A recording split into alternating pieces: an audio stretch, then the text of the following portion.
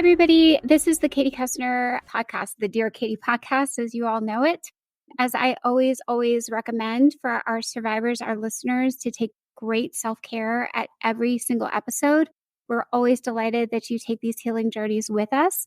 Together, we are stronger, and we're going to keep emboldening ourselves with knowledge and options and other survivor stories. And today is so exciting. We have two fabulous women who have done incredible research in this exact field. And I'm completely delighted to host both.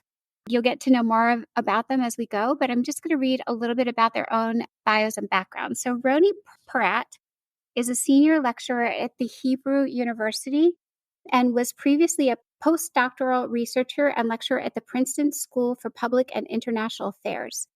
Her research focuses on micro and meso level forces that motivate behavioral and societal change. Dr. Porat's work explores social processes that can potentially decrease violence toward women and prejudice amongst groups. She tests these using experimental and quasi-experimental methods in the laboratory and in the field. She also explores the roles of emotion and anger in particular, promoting social justice and social change. Dr. Porat was named an APS Rising Star by the Association for Psychological Science. Upon joining the Hebrew University, she was awarded, and I'm not going to get this right, I'll do my best, Azrieli, thank you, Early Career Faculty Fellowship presented to just 8 new faculty members across Israel each year. Roni is married to Avishai. Yeah. Okay. And together they are raising their 3 children, Anne, Bar, and Uma, in Israel. So welcome, Roni. And then, not to be outshadowed or anything, Anna is also incredible. So let me tell all of our listeners a little bit about Anna. Anna Gantman is an associate professor of psychology at Brooklyn College on the Graduate Center at the City University of New York. She was previously a postdoctoral researcher at the Princeton School for Public and International Affairs. Her research focuses on moral psychology, how people judge what is right and wrong, and what they do with those judgments. Dr. Gantman's work on sexual assault prevention takes a behavioral science lens, meaning she analyzes how the risk of perpetration is aggravated or diminished by features of the situation and the psychology it provokes. She seeks to understand sexual assault perpetration as a behavioral problem that needs behaviorally informed solutions. She's received multiple awards for her work, including the Sage Young Investigator Award from the Society for Personality and Social Psychology, and she was named a Rising Star by the Association of Psychological Science. She grew up in New York and lives in Brooklyn with her family. So welcome, both of you. My goodness, you're so accomplished. I'm thinking the Princeton connection may have been where this started, but I'm just guessing based on what I read so far about both of you.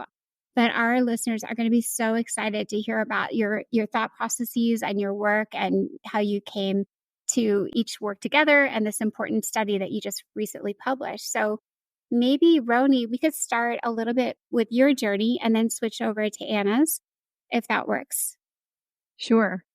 So my journey in terms of reaching and studying sexual violence and sexual violence reduction, it really started when I came to Princeton as a postdoctoral for my postdoc. And up until then, I was studying intergroup relations, and I was very much focused on the Israeli-Palestinian context. And so when I got to the US, I said to myself, well, what am I going to study now? I wanted to take a break from studying conflict and violence. And I started being more and more interested about studying gender and about meta-science, which is basically science about science. And that's how I started, studying the sexual violence prevention literature and being more interested in that. Nice. I think it's interesting to say that you wanted to switch gears and go, it's still violence, right? But it's a totally different sort of violence from the work you were doing, even though perhaps it's a little connected. And I guess I would ask you this, when we think about sexual violence, and maybe we could talk about this, both of your perspectives later on, are you thinking of it as a cultural problem, an interpersonal, like an individual problem? Let's explore that later. I think it probably is really interesting to hear both of your perspectives I only say that, and then you can think while each of you are talking, because we have a criminal justice system that punishes the individual for harm.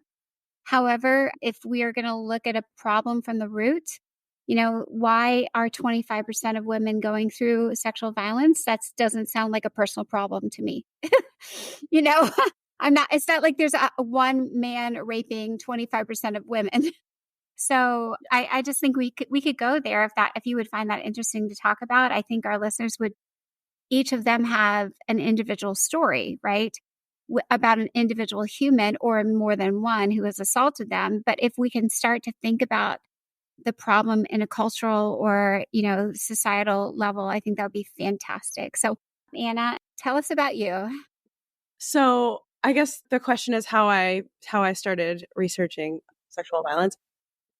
Well, I was thinking about this memory of being on my parents' at the time couch watching the news coverage of the Steubenville case. And I just have this so vivid memory of watching a newscaster talk about the damage to the lives of the perpetrators.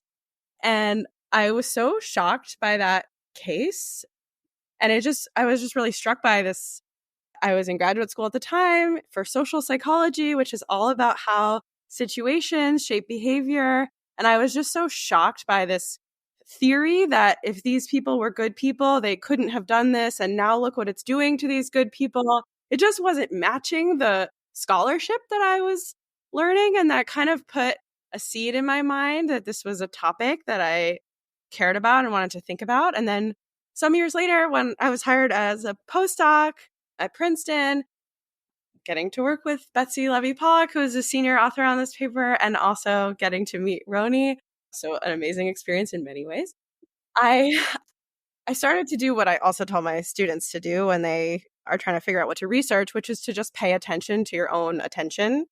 And I was paying attention to the cases of sexual assault on college campuses and, for example, Emma Sulkowicz and Carry That Weight, which I thought was so provocative and smart, and feeling like, oh, the way that the media is talking about this right now doesn't look anything like social psychology. It felt like all the explanations were at the individual perpetrator level and character, or they were at this big, big, big culture level. And I was wondering, where is the social psychology? Where is the idea of the immediate situation? And so that's how I started to get into I this. love that. Can you, for our listeners who aren't familiar with the Steubenville case, could you just briefly give a time, a place, and a history summary? Yes, I think it was 2012. Steubenville is in Ohio. And it was a case, I may be getting some of these details wrong, but in my memory, it was a case of a young woman, maybe in high school, who was assaulted. And I think bystanders took video or pictures. And the case unfolded. There was so much media attention, and so much of it was about the boys and how they were. The attention was ruining their lives. Mm-hmm. Yeah, I agree. That was, and it was definitely a high school situation too. Some people think rape happens when you're in college, but definitely, I speak at tons of high schools, Anna and Roni, and my goodness, a day doesn't go by where 10 students don't come up and share their stories too. So definitely exciting work you're both doing. So you met together while you were at Princeton then. Who brainstormed? What did you decide? How did you come up with the idea, the plan? A lot of people don't even know how research gets started. So I hate to ask you from the step 1 to step 2. I think it started when, I studied a lot of emotion. I was in emotion research, and Anna was started studying about sexual violence and sexual violence reduction. And we were both wondering about the intersection of sexual violence reduction and empathy. I think, right? That's how it started. And we started looking at the literature and what's out there. And, the first thing you want to do when you start working on something is do a literature review and just see, what kinds of things are out there. And we really immediately realized that there isn't one comprehensive article that summarizes everything you need to know about this. And so I think that's how it started rolling, right? Mm-hmm. Mm-hmm. I think so. And I remember us talking a lot about your experience with reducing conflict and what kind of interventions work in that space. And we were talking a lot about the way that the existing interventions that we knew about were all about, things like empathy or changing attitudes or beliefs. And as psychologists, we know that attitudes and beliefs only get you so far in terms of behavior. And so it really made us feel like, it's just an open question if changing beliefs and ideas about sexual violence reduce sexual violence. We thought, well, someone should find out, because that's everybody's first instinct, right? Especially when you have something that you really care about. Your first thought is, I have to explain to everybody why, right? But that doesn't always change people's behavior, or maybe it does. We don't know. We went to find out. Nice. And I love so for our listeners, the study title is Preventing Sexual Violence, a Behavioral Problem Without a Behaviorally Informed Solution. So I think you just summarized that perspective really well, Anna and Roni. So how did you come up with the thesis, and how did you conduct the research, and who was involved? Well, I think before we think about the kind of first leap, one important theory in the background was this idea of the intention behavior gap, which is that how you may, we all have things that we hope and want to do, and we all only sometimes do them. And the kind of technical psych term for that is the intention behavior gap. And we know that this gap exists. And so that was part of the theory in the background for thinking about how to start collecting what interventions we wanted to look at. But then, Roni, you should talk about how we actually went and did it. And so we were really inspired by a review that was done or published in 2014 by Sarah DeGoo and colleagues. And basically, she also points to this problem where she highlights the fact that most of interventions to reduce sexual violence are targeting attitudes, but not behaviors. And she opens that question of, do we know how much of, changing one's attitudes and ideas and beliefs and emotions actually impacts their behavior? So I think that was really inspiring. And we approached her, and she also helped us, think about the kind of data we wanted to collect. And so our first step was really to conduct a search, which turned out to be a very ambitious endeavor, and just to basically search the literature. And we wanted to be as broad as possible. So we're both psychologists, and our team was very much dominated by psychologists. It was me, it was Anna, who's a psychologist, and also Betsy, who's a social psychologist. But we really wanted to get everything that was done on the topic. And we knew that not only psychology had contributed to this literature. So we wanted to see what, people from public health had to say, and people from economics and education, and just every discipline that has work on this. So it was a very broad search. We ended up with over 12,000 articles. So we had to, That's a lot. Yeah. So we gathered like a team of, I think, about 10 research assistants who helped us go through all of these papers. And that's when we started, we made decisions on what kind of data we wanted to collect from each and every paper. And we started coding the papers. So we had a quantitative coding, which we also involved our other two collaborators, John Henry Pizzuto and Seth Green.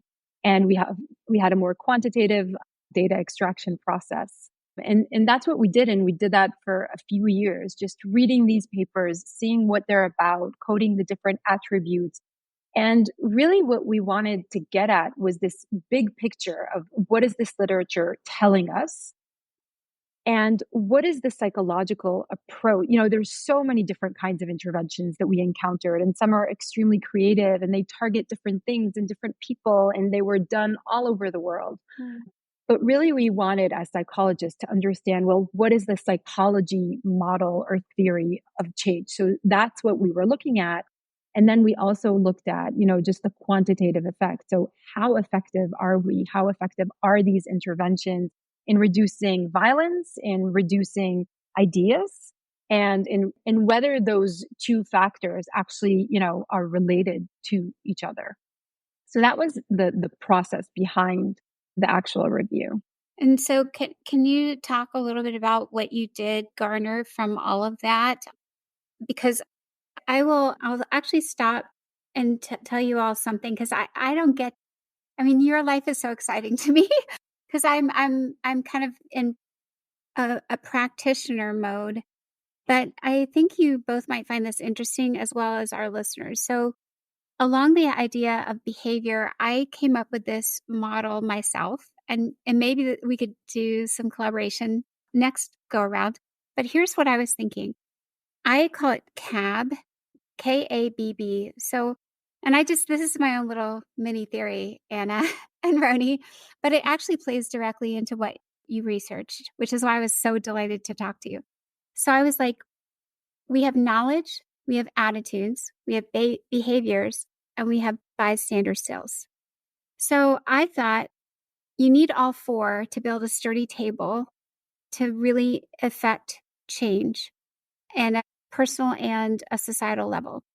And the easy one is not to use sexual violence, but I use alcohol as the example. So you can have the kid who gets through health class and knows that they can't drink until they're 21. They can know the consequences for drinking under the influence.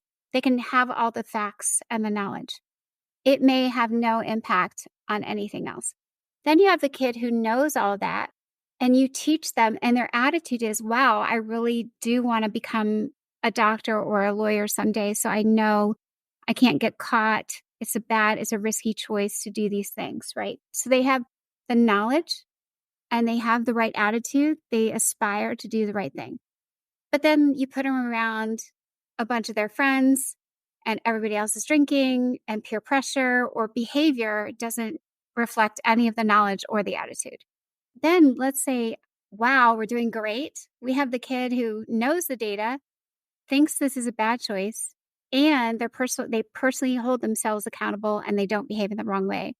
But when they see others around them behaving in a certain way, they don't have the courage or the skill set or the confidence to intervene and stand up and make change or someone else accountable when they're also doing something violative. So CAB is my own little hypothetical theory, whatever, but I think it speaks a lot to your research because it's the third B, and maybe the fourth one, the bystander, is down the road, but that's watching or knowing and not preventing when you can. So how does that sound, and because that was easy, I think, for our listeners to grasp as a simple concept. How does it, when we look at your research that you did do, I know we're now jumping from the 1,200, was it 12,000? 12,000 or 12,000? It was 12,000, but we narrowed it down. Eventually, our analysis was of 224 articles and 295 studies. Okay. Which is a lot. But we started with the 12,000. That's what happens when you search everything, when you're not.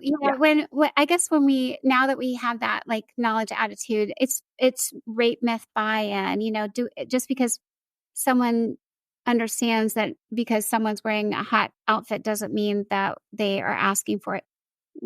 Could you talk a little bit about all of those studies and what did you learn or synthesize from them? Yeah, well, first of all, you're a great intuitive psychologist, and attitudes, behavior, and what's the ABC model? Attitudes, behavior, cognition, affect, behavior, right. You're tapping very nicely into existing theories about what people's attitudes are, that they reflect their beliefs, emotions, and what they do. They're reflected in what they do as well. When we were coding these papers, we were prioritizing some measurement of actual behavior. So people telling us either their experiences with perpetration or with victimization, prioritizing especially the sexual experiences survey developed by Mary Koss, which is the gold standard for measuring behavior. And we also prioritize rape myth acceptance, which you just mentioned, which is the most common measure of how people are thinking about sexual assault.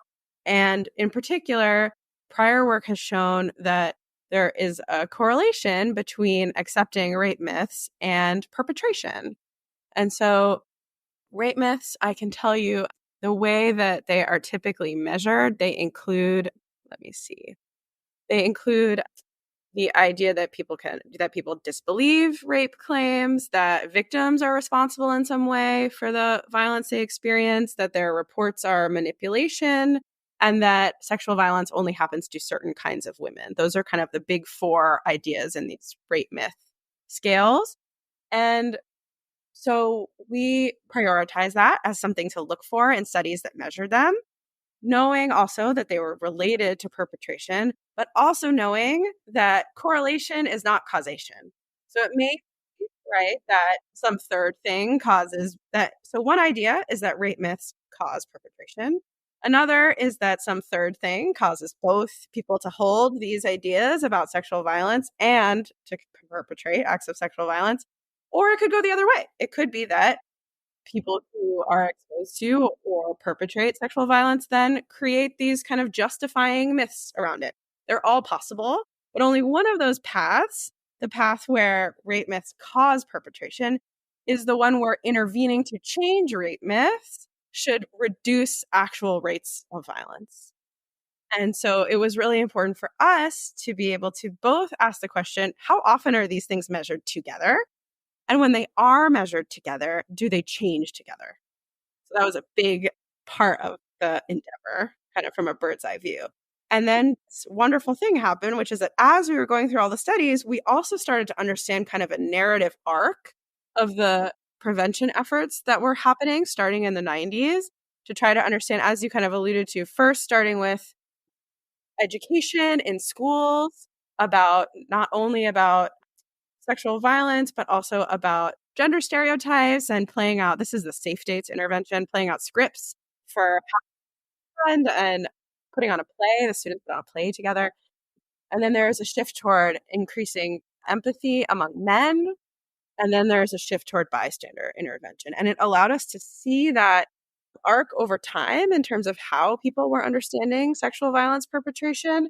And every intervention has behind it, whether out loud or under the surface, some theory of what makes people do what they do, right? If you design an intervention to increase men's empathy for women who experience sexual violence, your underlying theory is if men understood or could feel for themselves how negatively impactful it was, they wouldn't do it. It's the underlying theory behind it. And sometimes people don't explicitly even realize that that's their theory of behavior change, but that is a theory of behavior change, and we can just find out if it's one that works. When you were mentioning that, Anna, there's a man who did a lot of work on showing a video to men of a police officer being raped in an alley with the idea that, but then it was, maybe we could talk about, did you see a lot of that work and study? Because it got criticized for a long time as like getting men who were homophobic really on board, but not otherwise like getting to the heart of empathy. Maybe we could talk a little bit about that. I think it's really interesting before we hit harder into your own research. Yeah, so I want to say that, as Anna said, we were looking for those. We termed them as zeitgeist studies. Okay. And we said, and these were, those pioneering and really influential programs that, There were a lot. Yeah, like yeah. just for historic context, I'm so glad you all read it because I was living it. Like I'm so old, guys. Like I was 18. I was like, I did back then, just for historic context for both of you and our listeners, I was 18. I would go to the library and Mary Koss was one of the few things you could find.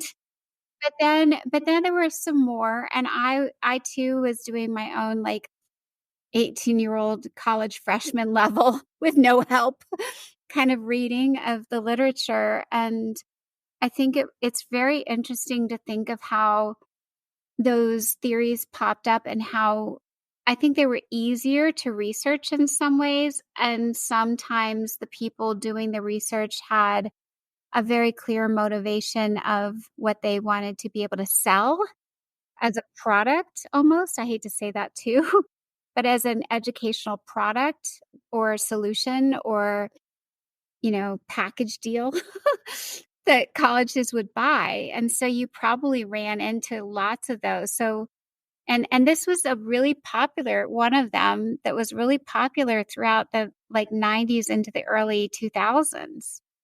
Yeah. So whatever else you want to share about that, just so our listeners can understand it better. Right. So we identified those zeitgeist programs that, they were really like prevalent and influential at their time in a specific period of time. We identified three classes of studies or three types of interventions. So the first one was safe dates, which really was more of an educational dating violence kind of program. And the second one was the one that you mentioned. It was called the men's program. And it basically did that. The goal was to elicit empathy among men for victims. And the way that they did that was through, for example, those videos showing a man as a victim. And what we found, the third kind of zeitgeist study that we found was bringing in the bystander. And that was also very much influenced by the men's program and by the perception or this shift in how you think about men, not just looking at men or not just viewing them as, the sole perpetrators, but also as allies that can help stop the phenomena or, reduce sexual violence. So we did find that it was extremely an influential approach, and it was cited all the time. So Yeah. we knew that Constantly. And then I would Yeah. even say not only cited, but for both of you and our listeners, I would also say then repurposed onto like higher education websites for student affairs professionals and like solutions. And, everyone was trying to say, well, show us the data behind your solution. And I don't know, to me, it's always been a big train wreck.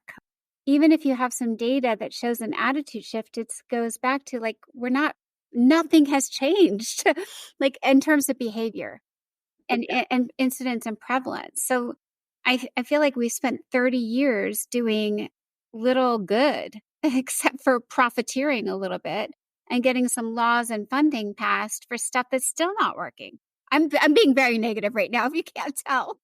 Well, the men's program among the three zeitgeist programs that we identify is the one with the least rigorous evaluation program. Safe Dates was absolutely pioneering, so rigorously evaluated, also paved the way for shifting boundaries, which was also extremely rigorously evaluated. We can talk more about that too.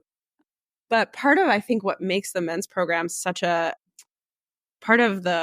important part of the narrative to track is that it paved the way for bystander intervention, just totally taking over the marketplace of ideas, meaning that the bystander intervention is everybody's top favorite choice. I think since every study we looked at from 2006 to now contains some kind of bystander component to it. And part of it is that the men's program is paving the way for this idea that the programming itself needs to reduce reactance or needs to reduce people feeling defensive in the face of the intervention. And so the men's program was kind of the first to do this, to say like, men, we want to bring you in and help you understand and your allies. And then the bystander approach says that to everybody, right? It looks at everybody in the room and it can be delivered to everyone at the same time in the same way, that we're all here to bystand, right? And what's really interesting about this shift, so one thing is that it's been incredibly successful. Like it's the White House recommended form of prevention, for example. It's all over college campuses. And one thing it kind of does is shift the goalpost of success, because success is now increasing bystander intervention. But increasing bystander intervention is not the same thing, of course, as reducing rates of violence. I mean, if the bystander's in the bedroom, how many times do you have a whole audience full of watchers? It's still like there's still a problem. Yes, exactly. And exactly the same kinds of situational conditions that might make assault possible probably also make bystanding really hard. Yeah. And so, yeah. And I think another interesting thing is that one step that we took is to just analyze quantitatively the bystander intervention. So we had a number of studies, that we could classify just as sole like bystander interventions. And then we looked at the behavioral measures in those studies. And while you did see that they increase bystander behavior, they did absolutely nothing to perpetration and victimization. So this is the dominant approach to reducing, sexual violence. And there's no evidence, at least not one that we found, not in our database, that it's actually doing what it's intended to do. And also another issue with this literature, specifically on bystanders, as Anna said, it shifted the goalpost to increasing bystander behaviors and not reducing perpetration. So the whole behavioral goal really changed. And that also came through with the measurement. So these interventions don't always measure actual violence. They just measure self-reported bystander behavior. And that kind of misses the point, definitely in terms of evaluation too. Yeah, because I mean, my head goes to like analogies, like speeding. Like if you put up more speeding signs or have a whole bunch of people like wagging your finger at the person doing the speeding, there's this idea of I'm not going to get caught. It's not a big deal. It's not harmful, or a million other reasons. But having more signs has not been proven. Like if you put them every 10 feet, people would ignore those too. Or even, I don't know. I mean, I love where your brain went. What amazing research. So what happens next? You've got all this categorized, tabbed, like a team of 10, you said. That's incredible. 10 people. Yeah, it was a big group, and we also had people help us, other like times as well. So basically we analyzed the data that we had. We analyzed those hundreds of studies, and what we found was that, these approaches, like if you look at the overall approach, or overall like magnitude of effects of all of these interventions, they do indeed somewhat change ideas. So they change people's rape myths, and they change people's empathy, and they change, those ideas that people have in their heads, how they think about sexual violence. But the interesting thing was that the effect on behavior was tiny. And, one of the things that we wanted to do, was to just zoom in on those interventions that actually measured both behavior and ideas, to see whether the two were associated, whether, interventions that managed to decrease ideas or to change ideas also managed to decrease perpetration and victimization. And we found that the two weren't associated with each other in these interventions that we studied, which I think is a novel and super important finding for how practitioners go about this. Because to me, that's really suggesting that the model of change that we have in our heads, in order to combat sexual violence, what we need to do is change how people think about it, how people feel about it, and people's perceptions, what people, classify as sexual violence. And that in turn will lead to less violence. That model of change just, the data doesn't fit with it. We don't see that happening in the actual data that's been collected for, over 20 years of research on this. And part of it, I think, is that we're all humans. And so what we have access to right before we act is what's in our heads, or when we retrospect about what we did, we think about what we were thinking. But what we don't have access to is all these other factors that affect our behavior that we might not be so aware of. I think a really illustrative example is this intervention, Shifting Boundaries, which builds off of Safe Dates, which means it's a school-based curriculum. They use the word curriculum. It's about promoting safe dating habits, thinking about dating violence. There are script. I think that one has the play as well. But most importantly, there's also a building level intervention. So they went to middle schools in New York City, and they identified hotspots in the school where more adults were needed. And they did a really rigorous evaluation of this program where they tested the building intervention alone, so identifying these hotspots and putting more adults in those places, the curriculum alone, both of them together, and neither. And what they found is that the building intervention alone reduces rates of violence. And I believe the building and the curriculum together also reduce violence, but the curriculum alone does not. Anna, let's just make sure everyone knows. I think I know what you mean by building intervention and hotspot, but I'm assuming that means like if a survey instrument says I'm assaulted most often in the cafeteria or in this particular hallway or on this bus, that's the location of the perpetration where we need more adult eyeballs.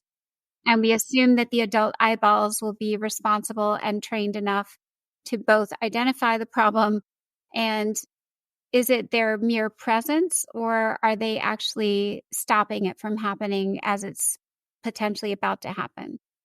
That's an open question. I actually don't remember it being reported whether it's really about Presence. just merely feeling watched or knowing that this was a space that was heavily monitored, or whether it's really about the Like intervention. even in and of itself, because we have all this Definitely. training going on, and if it's just merely the presence of more eyeballs instead of, and I would say, like, not that I have a camera in here, but like cameras on the wall, I think the human eyeball is probably more impactful than even a camera as a deterrent. But I don't know, I'm just guessing and thinking. Yeah, absolutely. I think it's a really interesting question. There are many sort of maybe too in the weeds psychological theories about how people behave differently when they're being watched, or when they think about themselves, how they look from the outside as like a person in the world versus how they are from the inside, for example. So I think there's a lot of good psychological theory to back up your intuition that the eyes alone would make a Yeah, but that would difference. be good next study for you too. I mean, Yeah. seriously, and I would also share with both of you, since it's kind of a discussion we're having. I didn't know it. I came up with a climate survey that I've gotten some schools to take too, and I didn't really think of it as calling it hotspots, but I said, what if you could identify exactly where the time, both I asked time of day, I asked location. I was like, let's draw a map. And here's a funny story. I was at a boarding school and I had a map of the campus and I just did like little random things. I come up with the craziest things. So I took the map of campus and every time I got to meet with a class, I said, I want you to put an X on this map everywhere where people are having sex and making out. And I was like, you don't have to initial your X. I'm like, it's going to be out here. You all just go to town with it and put all the X's you want. And by the end of the day, I was like, the photo lab needs a lock. Like, if you as administrators, like, it takes me randomly showing up for one small speech, coming up with this idea. But that's like Roni, sorry, and Anna, that's what I do. Like, I go around and when I can get away with it, because I'm never worried about you have it much harder than I do. I don't ever get fired. I just show up for one day. If they hate me, I move on. But I always come up with like, let's figure this darn thing out. Like, if you really want to know the truth, then what are you going to do with it? Did you put a lock on the photo lab? Like, so anyway, and I don't usually say sexual assault, but I'll say like, where's sex happening? Because they're all minors anyway. It's a grades 9 through 12. So, if they all map out at 9 p.m. at the lake, how they sneak out. I'm like, come on, you guys. If you don't want the kids to have sex, and then I think some of them just look the other way. It's just, I think there are a lot of creative ways to get the truth. No one's really willing to do it. And the schools, it's really hard to get these schools to willingly want to know, because then you have liability. Like, all of a sudden, if they know, it's like, why didn't you? This is not rocket science. I'm like, I'm not even a PhD. Like, I just showed up with me, and I'm just a creative thinker. And so I don't know. It's, to me, the research is so important, but it's so hard to get places to do it. Like, I'm proud of those middle schools in New York City for actually participating. And I wish we could get more, especially some of the high-powered ones with the prestige that would sway the dial if we could get them to do it. If Exeter, Andover, St. Paul's, like all the primo schools would actually do stuff like this, we'd get faster change, I think. But Yeah. anyway, let's go back to I love your map. I think that's so cool. I think that people really don't think very much about space or about time. You yeah, mentioned time of time. day. That's really important too. Like, we know on college campuses, that first week is sometimes called like the danger zone or the red zone for freshmen. There's also some work that Division I home football games there are relatively higher levels of sexual violence on campus. And so knowing these dates and times and events is so important, but you can sort of, part of the problem is that people aren't thinking of those things. What they're thinking of and what people want to tell other people is like, oh, you have this wrong belief and I want you to fix it. And we completely think that those like rape myths are worth dispelling in their own right. It's just that they're not the lever for behavior change that we're looking for. And I think the approach that you're talking about is a behavioral approach. So the behavioral approach, or behavioral scientists understand that behavior is not just a function of what people think or believe in. And there's a lot of things that are in the way of, what we believe in and how we behave. So we might have a lot of good intentions, but, I have a lot of good intentions to not to drink and, to exercise more and to lead a healthier life. But there's a lot of things blocking us from actually following through in those intentions. So a behavioral approach, at least I think to sexual violence, has to take into account these more social spaces and social influences to this problem, which is exactly what you are thinking about and, targeting. I just think the intervention programs that we encountered aren't thinking that way, or very few of them are. So that example of shifting boundaries is really unique in the literature of an intervention that's thinking about the space in addition to the actual training. And what we see in this literature, and we see it in other literatures combating other things like diversity trainings, that it's all about training people. It's all about giving some kind of curriculum. It's all about teaching people. And that just doesn't seem to have that impact that we're hoping for in terms of behavior. But it sounds good in a narrative in a grant, right? Yeah. Like, oh, we're explain to people what the problem is, and then it's going to solve the problem. It writes itself nicely as a story, but the problem is just that we already know that it's not a good behavior change Right, lever. I agree. I'm glad I get to talk with you all about these ideas. It would be so interesting though if you think about sexual violence and harassment, it's not happening online. I mean, there's stalking and there's all that online too, but the actual incidents of rape are still in person, and sexual assault happens somewhere. It's happening in a room, it's happening in a car, an apartment, the space is critical. And thinking about, what is it about that space too that impacts, as you said, Anna, the behavior or the permission giving inside one's head. You know what I mean? Or the substance use too. I mean, I think there's still more work to be done on the impact of alcohol. And here's another, I'll keep talking to you like we're all collaborating right now.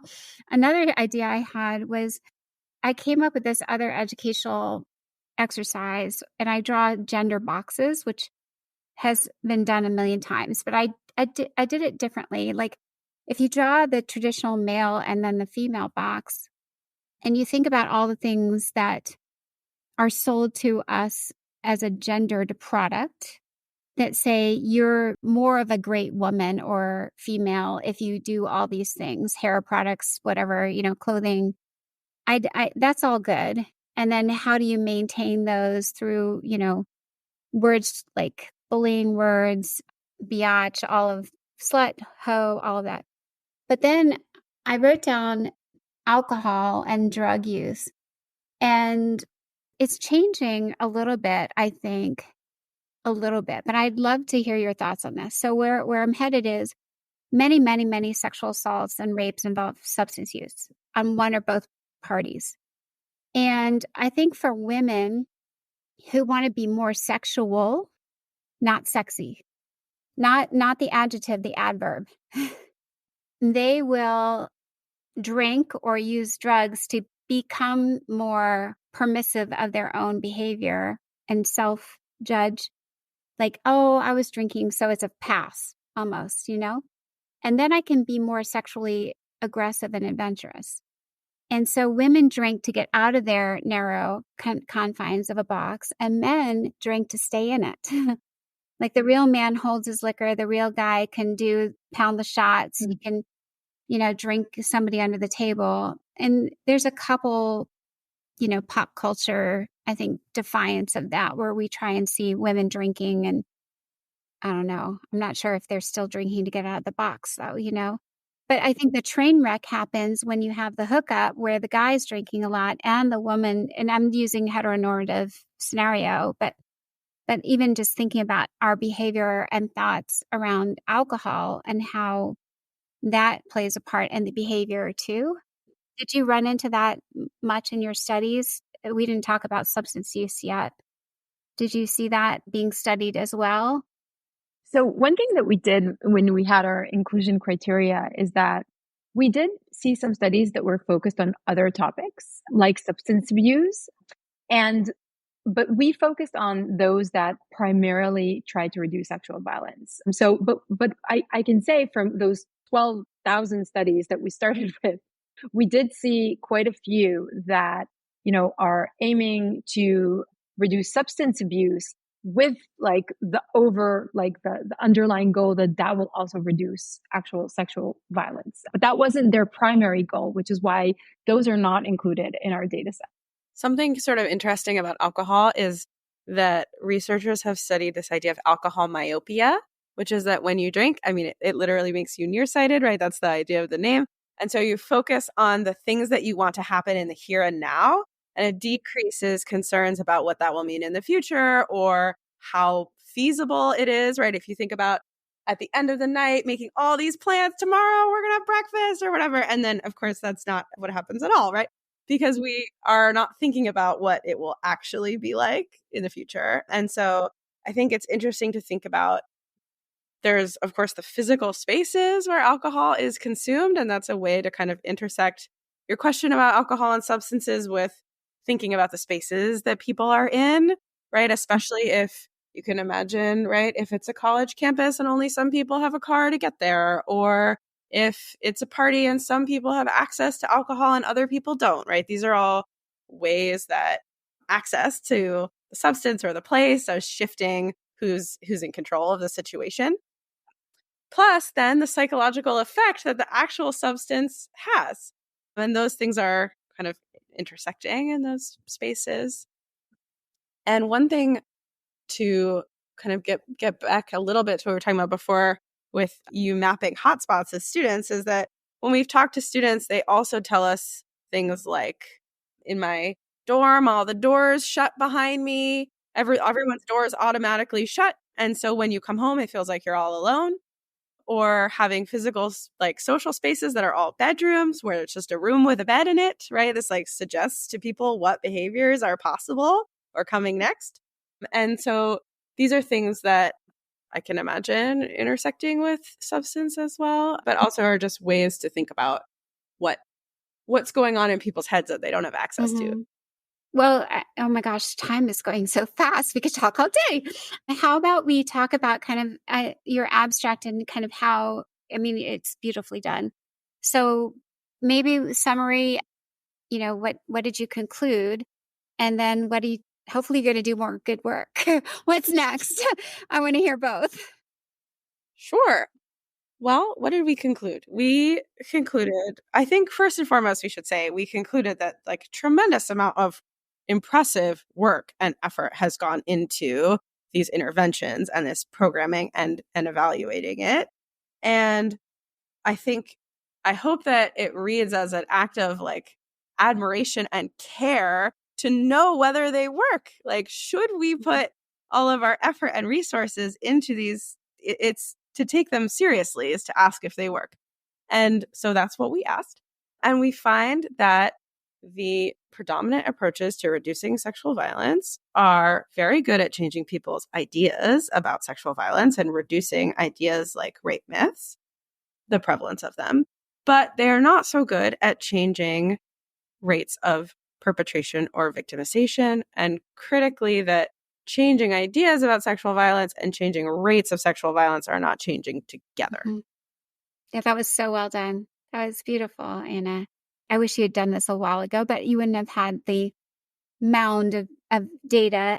And I like how you said it's honoring the work that has been done because a lot has been done. I just wish that we had been a little more scrutinous of, the question you're posing and answering in your own research. That's the most important one at the end of the day. And that's why 33 years into this work, for me, I just haven't seen that incidence and prevalence change. And it's both frustrating, but also heartening to have you on the show to talk about this, because there will no doubt be someone listening, hopefully a grad student, who will beg to be alongside you on your next journey. And maybe we can do the campus map idea. I mean, that right there would be there's so many other ways to think about the behavior problem. So, and I guess before we head to what's next, how has the publication been received of your research? I mean, hopefully people are going, oh my gosh, we're so grateful.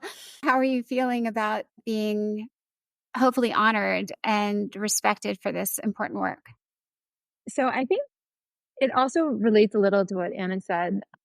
What we're really hoping to achieve with this work is, and it was published in a psychological journal, and we really wanted to call our own field and to have psychologists engage more with this topic and bring in some fresh psychological thinking about how to approach this behavioral problem. I think it also relates to how, we started the podcast, where at the end of the day, this is individual behavior, but you have to target the environment and social aspects of the environment in order to combat it. You can't target individuals. I mean, that's not going to be enough to take care of such a problem. So I think right now, I think people are interested. I think there isn't enough work in our field and there's not enough thinking. And I hope what we did was kind of push psychologists a little to think more about, I think psychologists are thinking about sexual violence but less about how to intervene to reduce it. And that's what we were trying to push psychologists to think about. In terms of reception to the paper, appears with an expert commentary by Drs. Elise Lopez and by Mary Koss. That is the first time anything of mine has ever appeared with a commentary saying we were right instead of saying we were wrong. So that was a really wonderful, positive experience. And it was such an honor and such a special thing for Mary Koss to even have read anything that we wrote, let alone to review it and to react positively to it. So that has been a really wonderful part of this experience. That's fantastic. I'm glad to hear it too. I mean, she is the OG of this field. Before we talk about what's next, I wanted to go back to your publishing in the psychological, genre, because I also looked at this issue from, an anthropologist, Peggy Reeves-Sande, I believe, at Penn, had looked at it as an anthropological issue. And then we've also had some looking at the issue sociological. And I also, I loved what little I could do 33 years ago in college with whatever was written at the time. It was just so interesting to think in a multidisciplinary way, or intersectional, cross-disciplinary, because I was one of the first women's studies majors. We made it. We made that major. Now it's gender studies, but there was one other woman and we kind of created our own. We're like, why can't we do this? Because my analogy, just so you know, is William and Mary I went to Cornell for just a spate, but in between, while my rapist was assaulting somebody else after me and finally got kicked out, at least for 1 year. But anyway, I liked so much the privilege I had of thinking about an issue. And also my life has allowed me to meet and go through so many communities. Roni and Anna, I've been to every state in the country and internationally, and not just with, I'll go to a Catholic or Baptist military base. I'm so constantly sponging up as many communities as possible. And I'm I'm one who wants to go everywhere instead of just the easy reach. It'd be great if you just spoke at Harvard every year, but who needs that? That's only going to affect so much too. And so I hope that if nothing else, I can also inspire you and our listeners to always think about any problem. And if it's 12,000 studies to read, it's like 12,000 data points. And the more data points we have, the more we can better. I mean, it seems overwhelming. And I'm glad you figured out how to parse and, dissect and analyze everything, because that's the beauty of all the data is let's really delve in and think every which way. And so I guess, would you ever collaborate with, the anthropologists and the sociologists in the future? Is that possible or of interest? Yeah, of course. Of course. I think any question at all, I think it's important for disciplines to weigh in together, right? Because all of these phenomena are happening at multiple levels of analysis. And we have ours. We, as social psychologists, we care about sort of the immediate situation and the ideas that it makes people have and not have. But that is not to the exclusion of the broader ideas that are out there, the broader sociological context, the cultural context. All of those things I think are mattering very, very much. And then we were talking about alcohol myopia, right? There might even be an even lower level of finer grain level of analysis in the mind that would be useful to look at too, right? So I think it's really important to think at all I'm those just levels. tossing out too. I think when things become normative, I mean, think about even the concept of recycling. Now you see them everywhere and everyone's okay with thinking about which goes where. Before, people were throwing things out the window on the car, out of their car, right? In the 70s for sure. We didn't even have seatbelts. Remember? Now it's of course you're going to put on your seatbelt. It becomes a behavioral norm. And so I'm also thinking one behavioral norm that is really important is, why can't we just think that it's natural and normal to ask for consent? Instead of weird and awkward. That might be a really big ask, but come on, was recycling that hard to do? I don't know. There's got to be a million ways we can think of this that are really going to move the dial when things become expected and normative. And how dare you do that? If someone says, how dare you think you can not ask me, right? I think there's a lot of ways to look at it, but I'm so excited. I want you all to start doing more work immediately. Because it's so important. I feel and for our listeners, this is recent. This is 2024 that this was published. I'm sure. How long did it take from start to finish? Now, I hate to ask. It might have been too many years. Well, my daughter is 6 and I was pregnant at the time. That's a long time. Oh my God. Now I'm scared. It can't take that long again. 6 years. That's 6+ years.